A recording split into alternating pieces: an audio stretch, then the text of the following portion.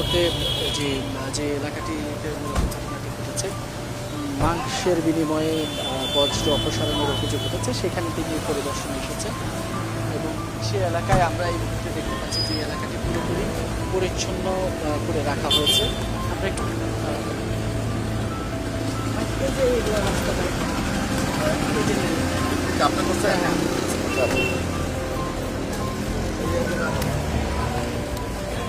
আমরা আপনার ওখান থেকে আসার পরে দেখলাম যে বেশ কিছু আপনাদের পরিচ্ছন্নতা কর্মীরা পুরোপুরি ক্লিন, কিছুক্ষণ আগে ক্লিন করে দিয়ে চলে গেছে।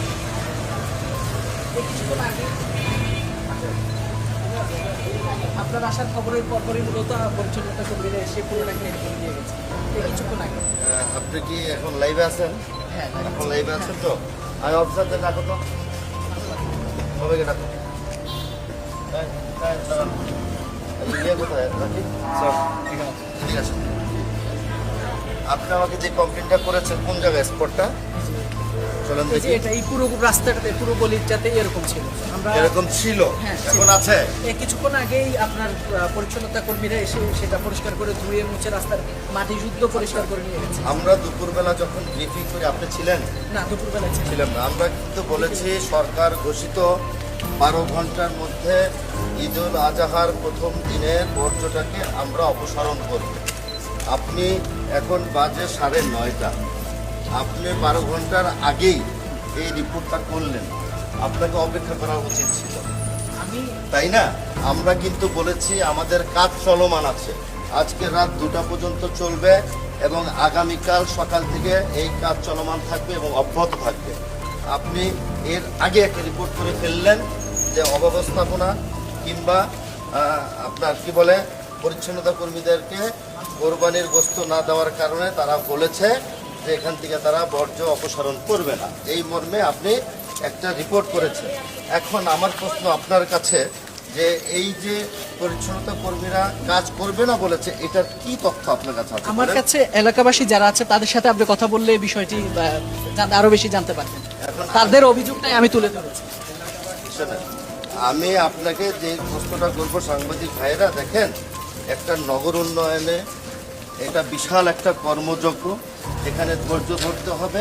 আমাদের কাজ কিন্তু চলমান আছে এখন, আপনি নিজেও দেখছেন যে জায়গাটার কথা বলেছেন এখন বর্জ্য দেখা যাচ্ছে যাচ্ছে। এখানে অভিযোগটা বর্জ্য না, বর্জ্য যেহেতু আরো 3 দিন ব্যাপী আপনারা পরিষ্কার করবেন, এখানে হচ্ছে মাংসের বিনিময়ে বর্জ্য নেওয়া।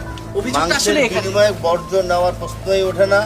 আমরা সাধারণত ঈদুল আজহা কোরবানি যারা করি আমরা পরিচ্ছন্ন কর্মীদেরকে বিভিন্ন সোসাইটি বিভিন্ন বাসা থেকে এমনি মাংস দিই, তাই না? এটা তো জোর জবরদস্তির কোনো কিছু নয়। এখানে কিছুটা এরকমই ঘটেছে এখানকার এই যে এই বাসার অভিযোগ, তো এখানে আপনি কথা বলতে পারেন। তাহলে তো আমার একটা বাসা নয়, আমাদের সব বাসার কথা বলছি। সামনে আরো অভিযোগ তো আছে। হ্যাঁ, আমি শোনেন, এখন যদি এরকম কোনো কিছু থাকে আমরা বিষয়টাকে খতিয়ে দেখব। আপনি জানার অভিযোগ করার সাথে সাথে কিন্তু আমি এবং আমার অফিসাররা এখানে উত্তর সিটি কর্পোরেশনের সচিব এবং প্রধান প্রকৌশলী প্রধান বর্জ্য ব্যবস্থাপক যিনি দায়িত্বে আছেন, স্বাস্থ্য কর্মকর্তারা উনি, আমরা ছুটে চলে আসছি এখানে। আমাদের কাজের কোনো গাফিলতি নাই। আমরা নগরবাসীকে স্বস্তি দেওয়ার জন্য দিন সকাল থেকে শুরু করে এখনো কিন্তু রাস্তায় আছে। আমরাও কিন্তু আসলে সকাল থেকে এই বিষয়টাই তুলে ধরছি যে রাজধানীর সব জায়গায় আপনাদের নির্ধারিত সময়ের আগেই কিন্তু পরিষ্কার পরিচ্ছন্ন হয়ে গেছে।